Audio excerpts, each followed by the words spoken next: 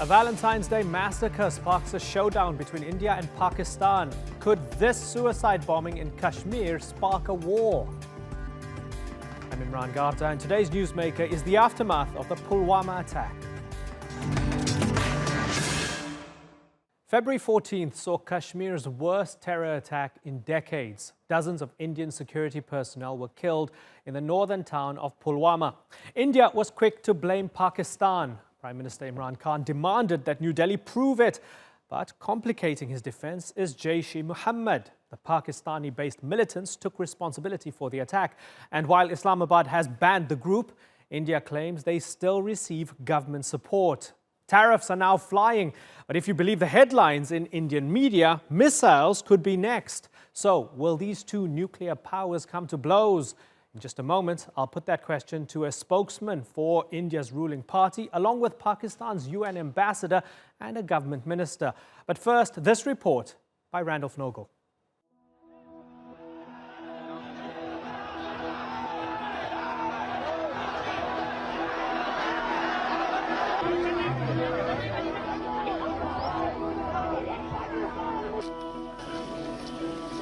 A final farewell to more than 40 Indian soldiers. After a suicide car bombing on their convoy in India-administered Kashmir, Jaish-e-Mohammed, or JEM, an armed group based in Pakistan, claimed responsibility. But there's suspicion within the Indian government and security forces that Pakistan's spy agency, the ISI, was involved. The complete attack on the convoy was masterminded by Pakistan and the ISI and the JEM from across the border. Pakistan denies any involvement. हम अपनी सरजमीन को दहशतगर्दी के लिए इस्तेमाल कभी नहीं होने देंगे। ये हमारी वाज़ेह पॉलिसी है, हमारी हिकमत अमली है, और अगर हिंदुस्तान के पास सबूत हैं तो हमसे शेयर करें। On both sides of the line of control in Kashmir, protests and violence are rising. And so too is rhetoric. A dangerous exchange of threats between New Delhi and Islamabad is raising a long-held fear in the region. Another war between the two nuclear powers. मैं आतंकी संगठनों को और उनके सरपरस्तों को कहना चाहता हूं कि वे बहुत बड़ी गलती कर चुके हैं। बहुत बड़ी कीमत उनको चुकानी पड़ेगी। अगर आप ये समझते हैं कि आप पाकिस्तान के ऊपर कुछ किसी किस्म का हमला करेंगे, पाकिस्तान रिटेलिएट करने का सोचेगा नहीं, पाकिस्तान रिटेलिएट करेगा। We don't know what decision makers are thinking. We don't know who can misunderstand what's happening. So the margin of error here is really zero, but it's an election year in India. That's what makes it really big, and I don't think Prime Minister Modi can simply just turn a blind eye to this without satisfying his domestic public. Since the attack, India has launched a sweeping operation against activists seeking the end of Indian rule in the Muslim-majority region. Pakistan's Prime Minister has called on India to take a look at the root of the problem. मैं कहना चाहता हूं, देखिए, हिंदुस्तान में एक नई सोच आनी चाहिए, एक इंट्रोस्पेक्शन आनी चाहिए कि क्या वजह है कश्मीर के नौजवान उस इंतहा पे पहुंच चुके हैं जो वो मौत का उनका खौफ ही उतर गया है। कोई तो वजह होगी। After the high death toll in the latest attack, there's doubt Modi's Hindu nationalist government will soften its hardline position against the separatists, especially in an election season. Separatists also appear even more entrenched in their opposition to Indian rule. India and Pakistan have fought 3 wars over Kashmir, and the rising friction is increasing the danger of yet another conflict. Randolph Nogel, The Newsmakers. Well, joining us now from Islamabad is Pakistan's Minister of Information, Fawad Hussain Chowdhury. In Srinagar, we have Kashmir's spiritual leader, Mirwais Omar Farooq. He's also the chairman of the Separatist Political Alliance, the All-Parties Hurriyat Conference. And in New Delhi is a spokesman for India's ruling party, the BJP, Rahman Malik. Gentlemen, thank you very much for joining us on the Newsmakers. Fawad Hussain Chowdhury, let me begin with you. That attack in Pulwama, a suicide bombing, a car bombing that killed 40 Indian military personnel, was it an act of terrorism? Yes, sure. For sure, it's an act of terrorism, and we have condemned it. Like we have condemned terrorism everywhere in the world. We have condemned that. But just a point: what happened in Pulwama is not a disease. It's just a symptom. The disease is actually erupted by the torture and Indian atrocities that has been going on in Kashmir. This disease has spread because of the Indian policies of human rights violation in Kashmir and unfortunate occupation. When the people don't want to live with you, you can't really make them live with you by force, by torture, by violation of human rights. So this is the problem that India is not realizing. India is not looking inward, and they are just trying to push everything. They're just trying to shift blame on others, not looking inward. That's the problem. Otherwise, obviously, we have condemned that, and we will condemn. It's a political struggle, and we will condemn use of force. Rahman Malik, why is your government so convinced that Pakistan was behind the attack? A person who is a terrorist, who was taken out in lieu of 184 odd people who were taken hostage from India over, and this Masood Azhar was a terrorist. It is known fact. Now tomorrow or today, whatever, you see, the point is, if a known terrorist is in your country and he is spreading venom, he's asking people to do terror attacks, and you still want proof, then God knows what do you think you are. You seem to be a banana republic then. That is number one. Number two, which is very important, if the minister is talking about a struggle, the same struggle is going on in Balochistan, in Sindh, in Northwest Frontier Okay, but we're province. talking about Kashmir So today. that means... Certainly. But that is but we shouldn't correlated. be having this discussion about, well, there's something else going on elsewhere. Sure, we can have a Balochistan segment. No. Absolutely. So if he's giving this, okay, if fair he's enough. giving this logic, you one say must there's hypocrisy. understand if he's giving okay, this. But I'd like us to stay on point. So if he's Certainly, I'd like us to stay on No, point because so we he can should- play this game of whataboutery. apples can be compared to apples. Certainly, not but with we can play oranges. this game of whataboutery for the entire segment and we'll get No, nowhere. it's not about what about. Okay. The fact is, Kashmir is an integral part of India. We will and do a Pakistan bloody well Balochistan should segment understand and we it. will invite you on, I assure you, as our third guest, right? Okay, so let's refocus back on Kashmir. Let's go to the valley. Let's go to Srinagar. I want to bring in Mirwais Umar Farooq now. I would Mirwais, not like to talk to terrorists.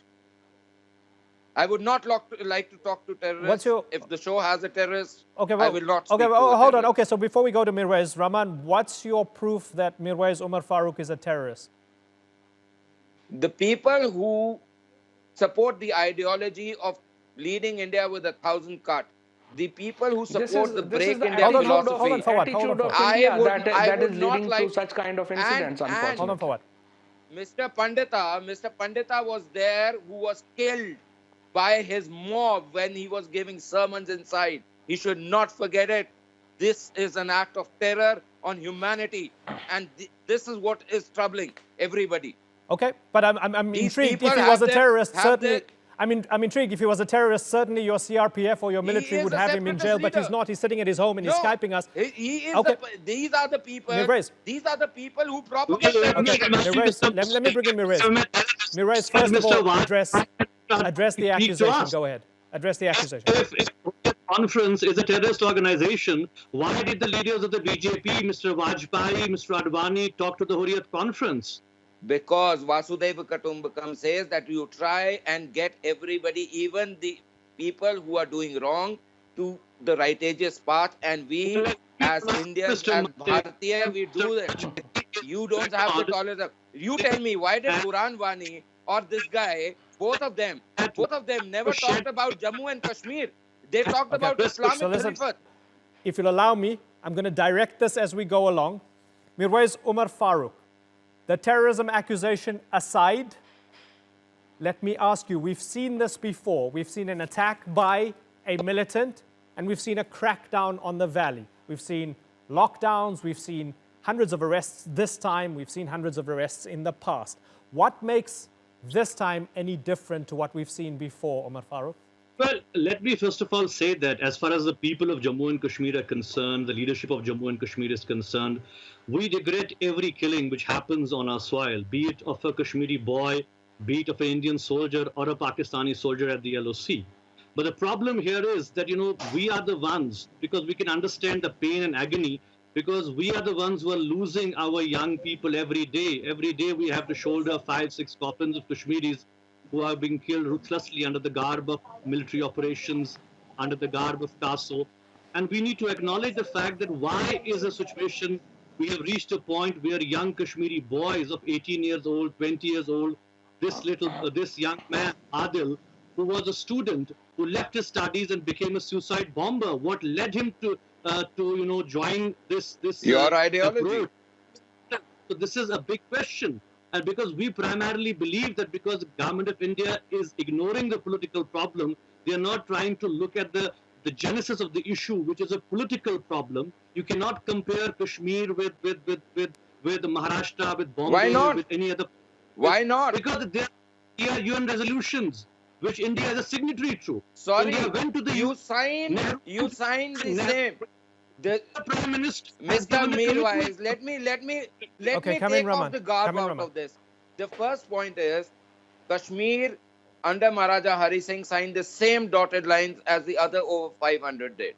Number one. Number two, very important, which should not be forgotten, that Kashmir is, by the Act of Parliament, is an integral part. And when you come and talk about the plebiscite issue, which you again and again refer to, which is a charade that you and Pakistan follow, the must understand part of it is, it said that this only starts when it is totally demilitarized. It is status quo around 47, the way it was. So, Rahman, it has to be a completely India's demilitarized sending 10,000 zone. extra paramilitaries to the region.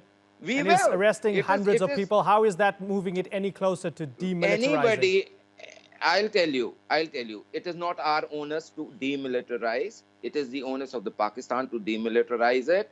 Let there be a good situation where those things can be talked about, number one. Number two, the fact remains that the people who are there, who are doing these kind of terror activities, and the ones who, under the garb of being a normal citizen, get into stone pelting to save their terrorists, any person who is abetting act or a crime and going further to continue doing acts of crime or supporting those who are in the act of crime is as much a criminal. Okay. Fawad Hussain Now, Chowdhury. we had as a good Let me bring in the other two here. We had a goodwill measure. Okay. We released and removed the cases against a lot of these kids. Okay. Let me bring in But Fawad. the fact Fawad remains, Hussain Chowdhury. these people... Rahman, I want to bring in the others. 10 seconds. These Meerwises and the other people, they have their children studying outside India. It is the common Kashmiri, the poor Kashmiri who is on the street taking the fire, taking the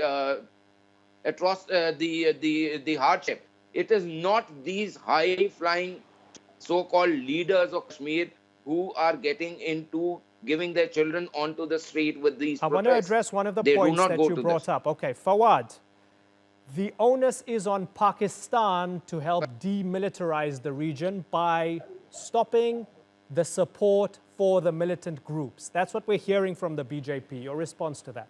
Well, absolutely, no problem with that. We want to demilitarize Kashmir so that plebiscite can be held.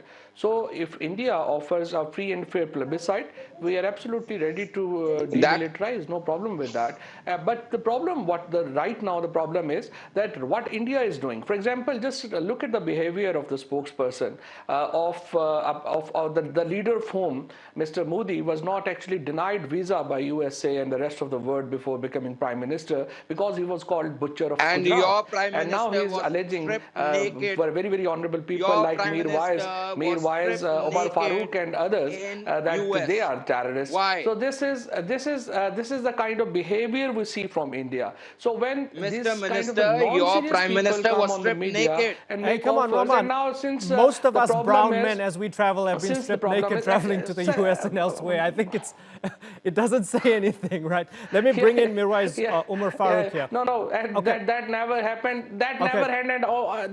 That never happened. And obviously, he's just trying to. But just one last second, one last 10 to 5 seconds. Okay. The problem is what we want. Pakistan, as Mir Wais has rightly said, it's the sufferer are the people of Kashmir, and their voice must be heard. Their desires must be met. This is our case. We have absolutely no problem with any decision people of Kashmir will make. Okay, Mirwais, I want to ask you, at the root of it all, yes, you talk of repression and suffering on the streets of the Kashmiri Muslims in the valley who feel they don't have proper representation, they don't have a voice. Setting aside the militancy and the accusation that Pakistan is behind the militancy, to what extent, Mirwais, is Pakistan behind the actions of the people who are on the streets, whether they're throwing stones or just protesting peacefully? To what extent is there a Pakistani presence? So you have to understand the fact that the basic problem is that there are forces in India, especially the government, who are trying to give an impression that the struggle of Kashmiris is sponsored. It is being aided and abetted by external forces. The fact is that if you look at militancy, look at the militancy of the last 2 to 3 years. 520 deaths occurred last year, 2018, out of which around 270 were militants. 260 are Kashmiri boys. So 95% of the are those boys who are Kashmiri, who are being killed, who are being maimed. Look at the arrests, look at the detentions. 2016, they used the pellet guns on Kashmiris. 11,000 people were affected by those. 3,000 people, young boys, were blinded by those pellets. So I think this is a very easy way out for the people in India, and especially the government, to put an onus on external forces that because Pakistan is doing this and this, that is why the people of Kashmir are on the street. There was a charge against us. The Hurriyat is paying the people of Kashmir 500 rupees to every boy to go and throw stones. They were charged, our leaders were arrested. They are still in Tihar jail, the notorious jail. 14 of our Hurriyat activists are behind bars. The situation has gone from bad to worse. There are cases against us. I am most of the time under house arrest. So are my other colleagues. Last year, 2018, I was 160 days, I was put under house arrest. Hurriyat is not allowed to go out. We are not allowed to meet people. You have ban on, Why does the Pakistani diplomats try and meet you every now and then? Are the Pakistani diplomats your nannies? Because they talk about the people of Kashmir, and we will meet everyone who will talk about the rights of the people of Kashmir. We will keep on trying. So, sir, in that respect, we should meet everybody who talks about the right of Baloch, the Northwest Frontier Province, Sindh, all the other domains that are there. We should talk to everybody. Balochis don't want to see you. That's the problem. The problem is that Kashmiris want to meet us, gentlemen. but Balochis don't want to see you. Hold on. Likewise, no one else in Pakistan wants to see you. It's impossible to actually demystify what's being said here. So Mirwais, Umar Farooq, hold on. Hold on. Mirwais, finish your point, Mirwais, and Rahman, you can get to respond. Mirwais, Umar Farooq. I'm saying that we need to understand that even by the standards of the government of India, they are saying that there are 150 to 200 militants active in the valley, out of which 90% are local. For dealing with 200 militants, you don't need 600,000 troops. You are getting more hundreds and thousands of troops, into Kashmir under the garb of having elections, under the garb of maintaining the highways now. So basically, the true presence in Kashmir is a very clear indication of military occupation. This needs to end. This is a political problem. We have amply said that if this hatred has to stop, this revenge politics, this warmongering between the two countries is not going to lead us anywhere. If killings and counter-killings have to stop, we really need to strike at the root of this problem, which is political. India, Pakistan and Kashmiris have to come on the table. India and Pakistan have to keep bargain. Okay, let's get a response from Rahman. No, sir. Rahman Malik. So the first and foremost point is that it is all about the basic fact that Pakistan has nothing to do with Kashmir, because Kashmir, the entire of Kashmir, the ones they have occupied also, is an integral part of India, which they have falsely acquired, number one. Number two, if it is about political issue, the political issue is that you must talk about development. That is happening. But what they are doing is, they are trying to talk about politics or a political issue with the barrel of the gun and bombs. And let me also tell Mr. Mirwais also, and you through your channel, let me tell the others that it is only 4 districts which are affected by terrorism primarily, out of which 1 we have cleaned. We are going to clean the rest also. And believe me, the fact remains that Kashmir needs development, education, and good standards of living, which we are going to provide. These nuisance people Hold on, Mirwais, I'll give you a are chance. not required. So these nuisance people can carry on with their charade that they have been doing. And there is one more important question.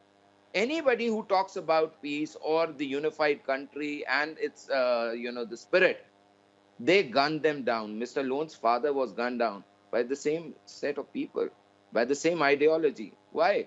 These stone pelter kids whom they are talking about pellet guns, I want to understand, why is it that when you are on the street to protest, why do you need to throw stones? Why is it that when a terrorist is hiding in a particular position, they send these kids out? Okay. Okay, Rahman, you've mentioned this a bunch of times. If you send your child, okay, you've mentioned this. If you send your kid out on a road without being with him, and you say it was, the issue of the car to come and hit. We're running out of time here. Okay, so Mirwais Umar Farooq, I want you to fold your response to Rahman into this response as well, to the fact that Indian politicians are sitting down and having a hearing on Article 35A to discuss the very status of Kashmir. Maybe they'll go in and completely take over it again without any semblance of autonomy. How do you feel about that? Well, it's quite clear that, they are working on many fronts. I mean, militarily, they have failed to break the will of the people. Politically, they have failed. And now they are coming through fake, these legal and constitutional ways to strike at the root of the Kashmir cause.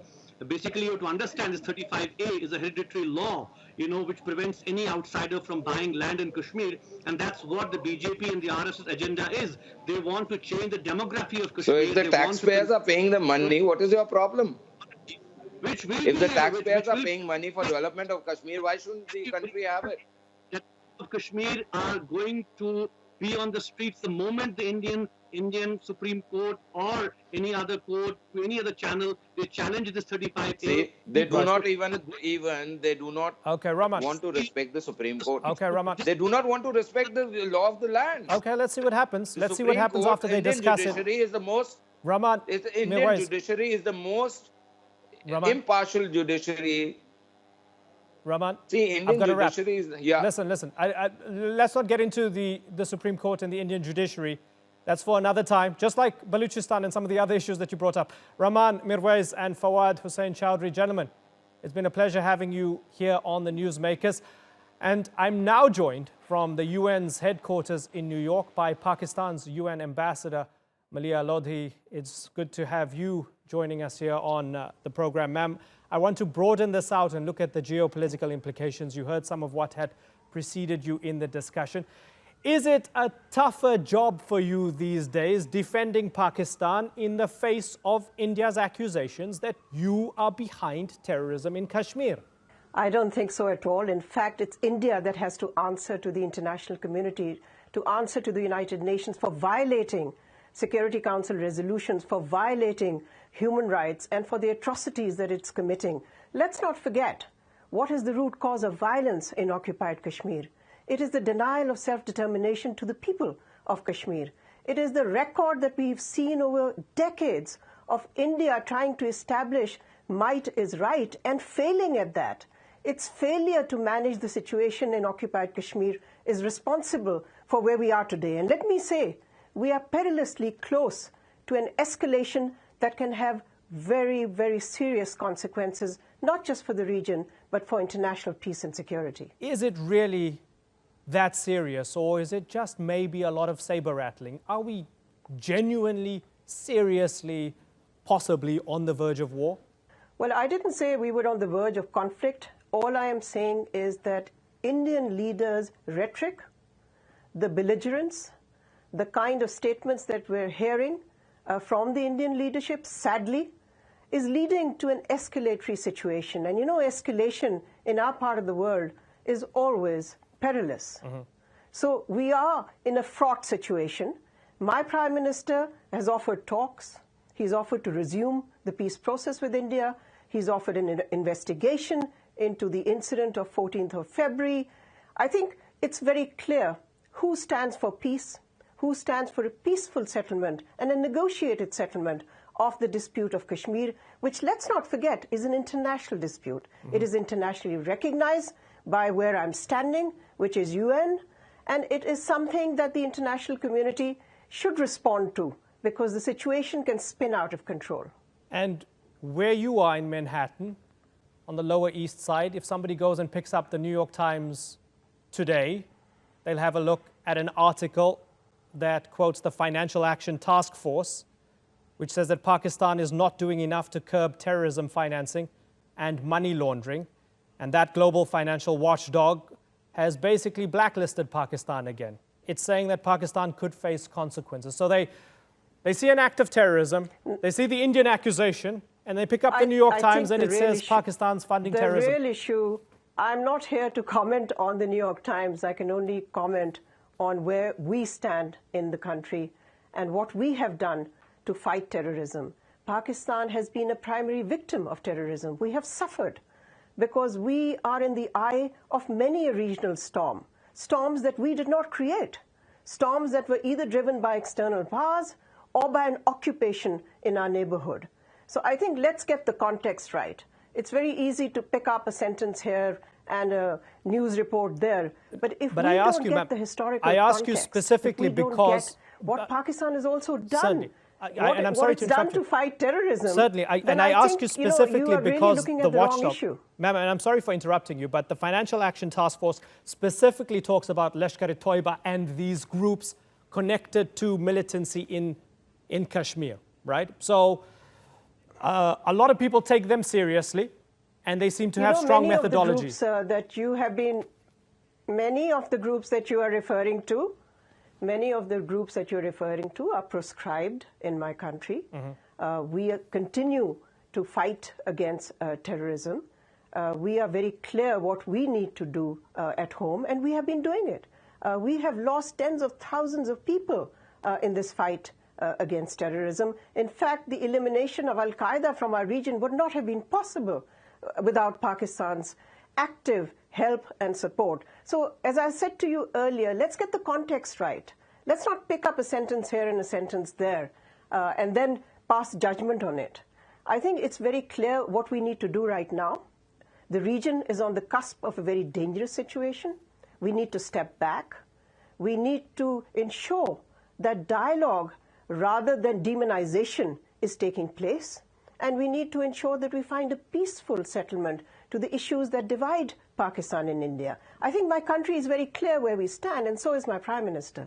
Malia Lodi, very finally, are you talking to the Indian ambassador to the UN at this point in time?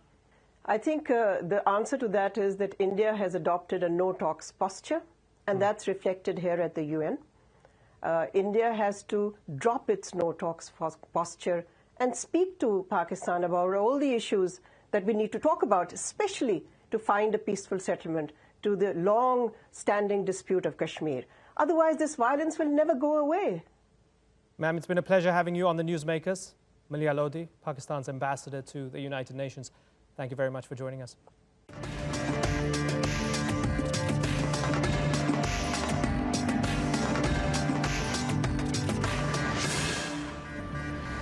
Still to come, did a Vatican summit adequately confront the church's sex scandal? After the break, we'll ask a Catholic priest and survivors of abuse if Pope Francis delivered.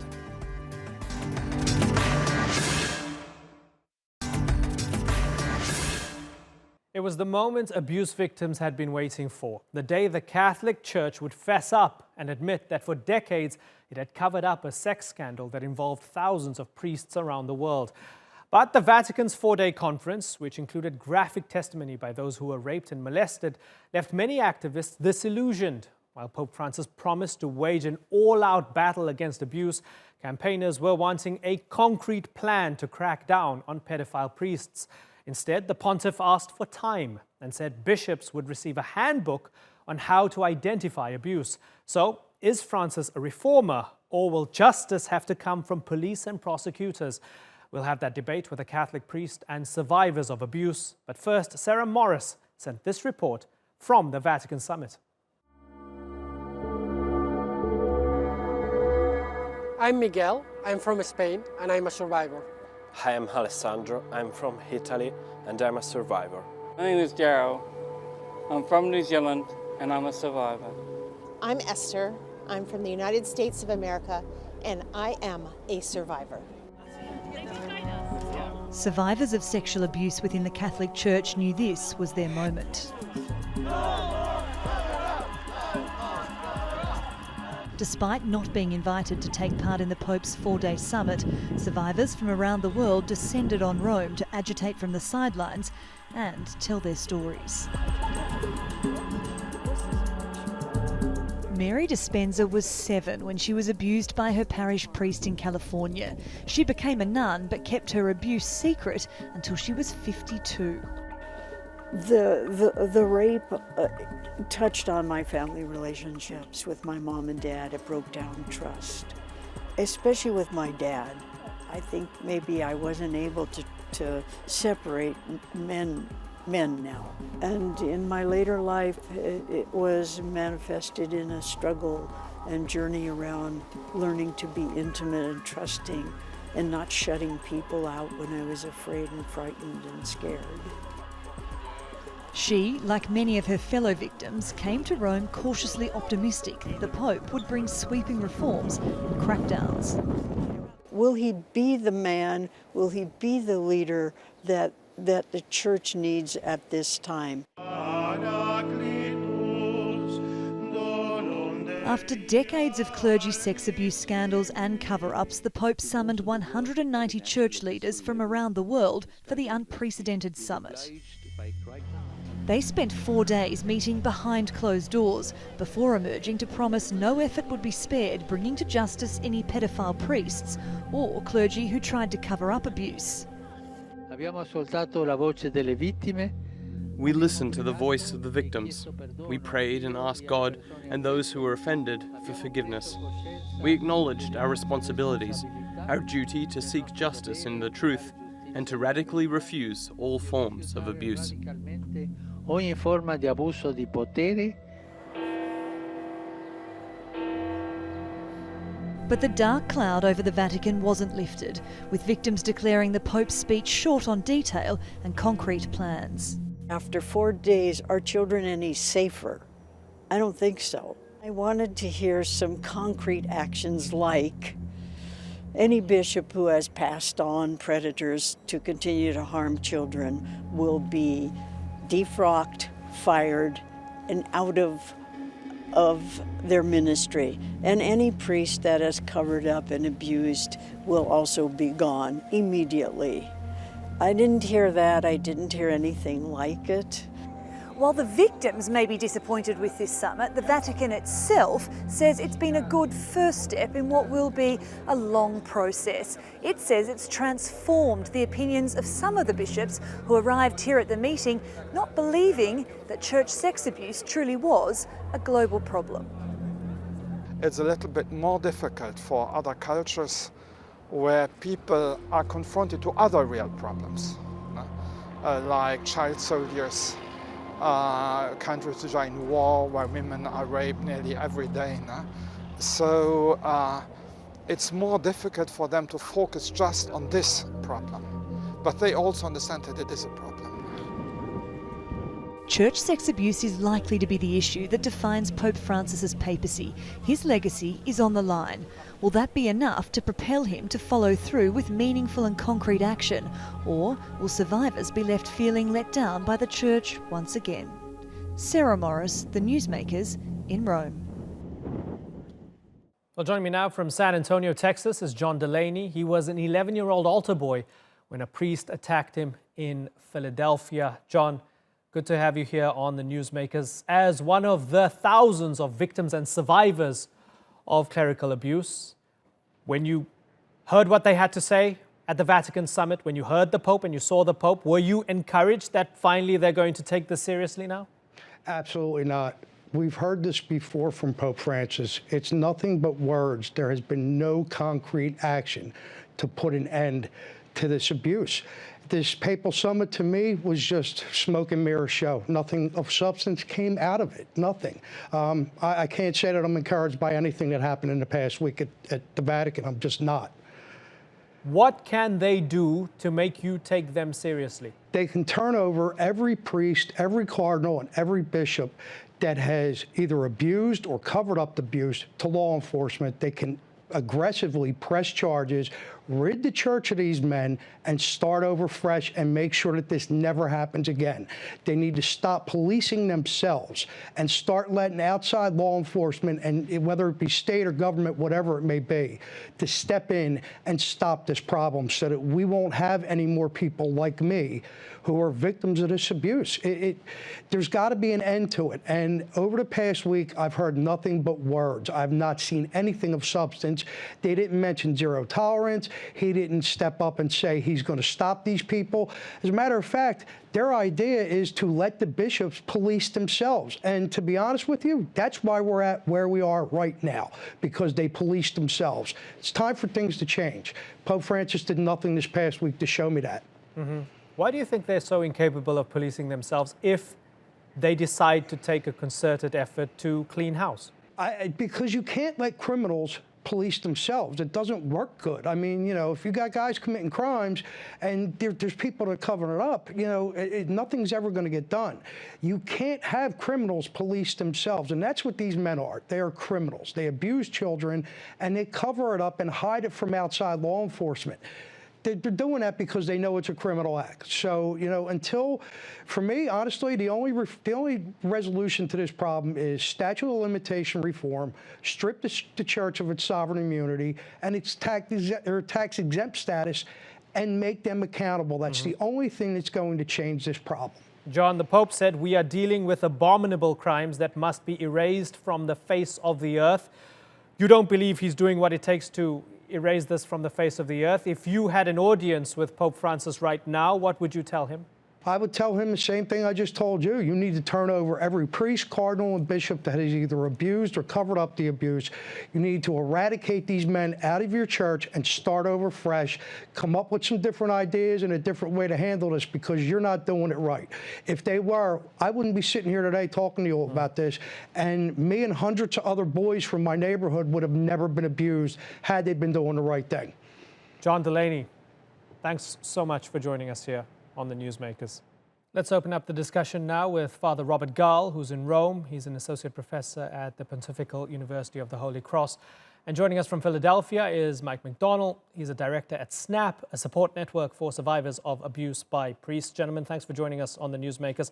Father Robert Gall, let me start with you. So we just heard from John Delaney, who was abused when he was 11 years old. He says he's not encouraged by anything that he's heard coming out of the Vatican now. He's heard this before, he's seen this movie before, and the only thing that will change is if the church starts to hand over priests to the authorities, right? He doesn't believe that the church can actually police itself or clean house itself. And this has been echoed by many other people. With that in mind, has the summit failed?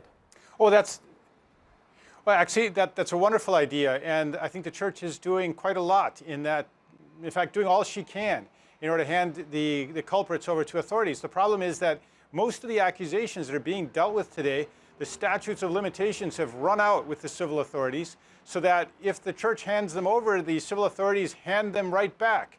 There's a famous case going on right now with a Monsignor who has a fairly high level, he did have a fairly high level position in the Vatican until recently.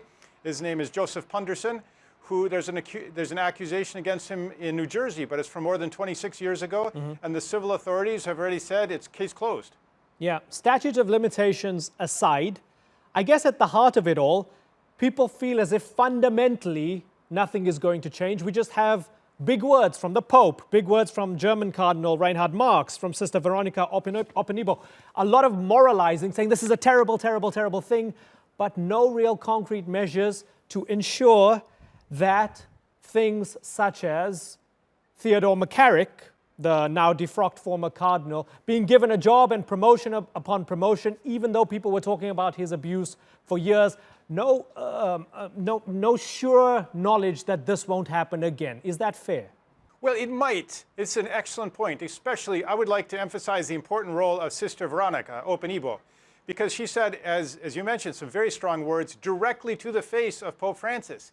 And she specifically complimented him for the fact that he changed his mind and he rectified in the past. And she was counting on him to do the same in the future. So now we need to wait and see what's going to happen, but we shouldn't wait long. We should wait very attentively, because I noticed that Sister Veronica is not in the room today as they're drafting up the conclusions. And I wish she were. She was a very important ingredient in the conference, as were the other two women, two lay women, Linda Ghisoni and Valentina Alasacri. And Pope Francis complimented each of them individually, yet they're not in the room. What we need is more lay involvement so we can have more transparency. And hopefully that we will see that conversion coming from the Vatican. Interesting word there, hopefully. Mike McDonald, are you hopeful? No, I'm not. We've seen very uneven responses coming out of the Vatican. And let's take a walk back even to when the Pope visited Chile and had some condemnation words to say towards survivors, only to retract those words a few weeks afterwards. The uneven responses, it seems as though when Pope Francis speaks, in 2 or 3 days, the statement is retracted or revised to fit their narrative. I'm not hopeful because, again, these are words and it's acta non verba, action, not words. Okay, but Mike, the words have been said right now. So they're saying we turned a blind eye to suffering of victims over decades. We were wrong. We covered up abuses. We let terrible priests, terrible people get away with horrible things. But we want to change. Are you willing to give them the time to show you that they're actually going to change? Only if they're going to take action towards sitting prelates, meaning archbishops, auxiliary bishops, and cardinals. We must remember that those individuals that hold those positions today were at one point in time in administrative positions in dioceses across the globe. So they had ranking positions, they had knowledge of transfers, they had knowledge of abuse cases, and they themselves failed to own up to it and to blow a whistle. Robert Gall? I think that's an excellent point that Michael just made, that regarding those prelates who have been found responsible for the cover-up, or that we have indications that they are responsible. The U.S. bishops back in November were ready to vote on some propositions that would have established a lay-composed board that would receive these exact enunciations and then present them to the Vatican for judgment. This would have required a certain transparency exactly regarding the judgment of those prelates of which Michael speaks. Right now, we're not sure what's going to happen regarding this. Cardinal Supich, who's in the room with Pope Francis drawing up these conclusions, he'd prefer the bishops to police themselves. That's what he said in the conference. But many of us are quite skeptical about their capability of doing so. We want lay people in the room. Yeah, so Mike McDonald, the Pope wants change within, and he wants those individual dioceses or sort of clusters of churches in specific places to clean house and take care of themselves and to weed out their rotten apples or whatever and, present them, turn them over to authorities and so on, rather than an edict from the Vatican, rather than an edict from Rome. Is that the wrong way to go about it? It is. You're inviting an arsonist to investigate a fire.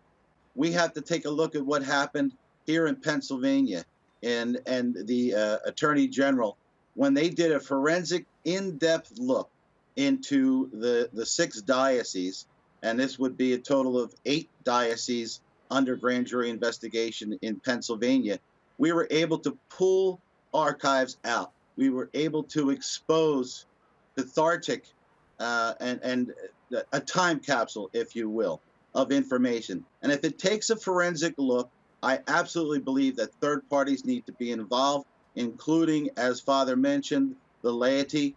I believe that's going to be an effective measure, and I believe it's going to hold accountable. Listen, if they can't reach zero tolerance, victims, survivors, and advocates will help them.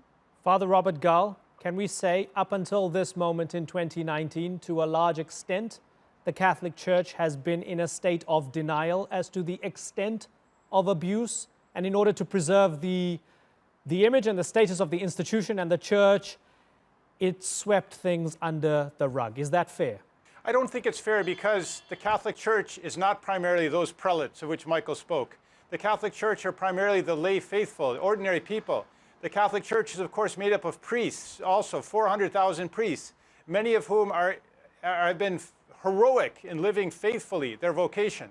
It is sadly the case that many who have had responsibilities of governance in the Church, and some who still do today, have turned a blind eye, have been in denial. And of course, there's great diversity around the world. Whether you're speaking about a country or region in India, or a country in Africa, or if you're speaking about a state in the United States, there's a lot of diversity regarding how these cases are being handled. But I think the rule of transparency and involving the laity, because they too form part of the Church, in the investigations, in the accountability, and in the judgment is going to be a crucial role. Mike McDonald, what needs to change to get accountability and justice across the world? We've got to have not only that zero tolerance for the bishops, we have to have the zero tolerance for the priests. We've got to make that known. We know that awareness and vigilance is there, but certainly in areas where, again, as it was mentioned before, statute of limitations reform. For me, the statute of limitations expired in 2 years. Ask a 13-year-old what a statute of limitation even is. I didn't discuss this until I turned age 35, and that's early on the curve. Most cases aren't discussed until after the age of 50. I believe a window of justice needs to be opened so that survivors have their opportunity and a day in court to expose their predator and the institutions who enabled them. And Mike, just some housekeeping. It's a slight diversion here, but a lot of our viewers, as they watch this segment, as they see your name strap come up, they'll Google you, right? And they'll find that you stole $100,000 from the Church connected to your abuse, in revenge for your abuse. Tell me about that. Correct. So in the process of recovery, which is recovery from my drug of choice, which was alcohol, I never dealt properly with my fears, my angers, and my resentments.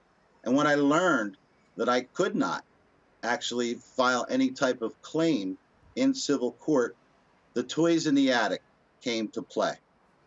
The Archdiocese accepted invoices, and that's how I got myself jammed up. But here the point is with that, I was held accountable. I was held responsible. I'm a better man for that today. I was able to clear away the wreckage of my past. Can we say that about the Catholic Church? When a predator gets caught within the Catholic Church in the 1970s, in the 1980s, and even the 1990s, they awarded him and sentenced him to another parish. Yeah, that's fascinating. It's really fascinating. Father Robert Gull, what is the Catholic Church? Unfortunate. Yeah, Yes. go ahead. I mean, what's the Go Church ahead, doing to help repair those people's lives that were wrecked by abuse over the years? Well, this I thought was one of the more positive features of this summit in the Vatican, was the emphasis to a great deal was on the survivors. And I think this really raised the awareness of the leadership in the Church of the need to deal with the individual people, not as statistics, not formally, not just legally, certainly not just to find a way of protecting the financial interests of the Church, but really caring for them as human beings, caring for their souls, and feeling a sense of deep sorrow for what happened to them in the past, because the Church should be holy and nothing like this should ever happen again. And Pope Francis, I think, is giving a strong example of that most of the time. I mean, it's true, as Michael said, there have been moments when he's actually offended some of the survivors, but then he's rectified those comments. And I think he's really shown that he's filled with a spirit of prayer and with the Holy Spirit.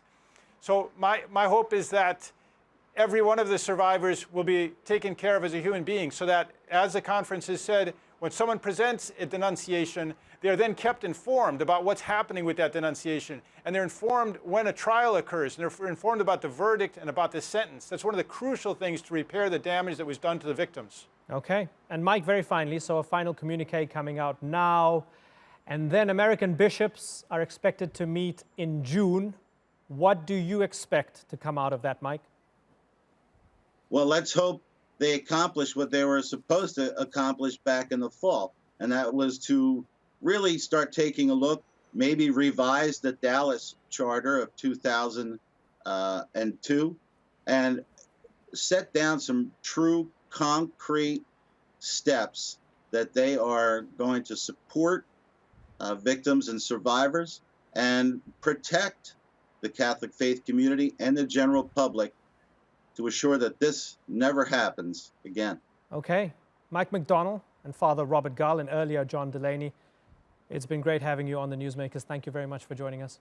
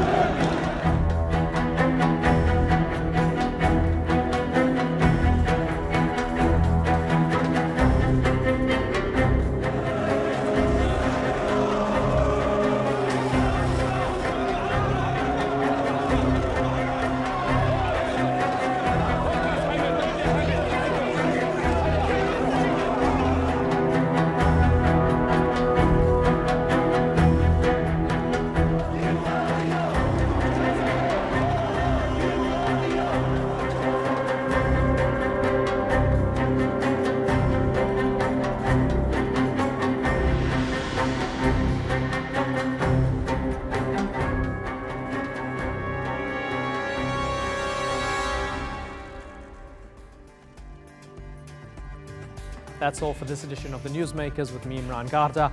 Check out more of our stories on YouTube, Facebook, and Twitter. Remember to like, follow, and subscribe.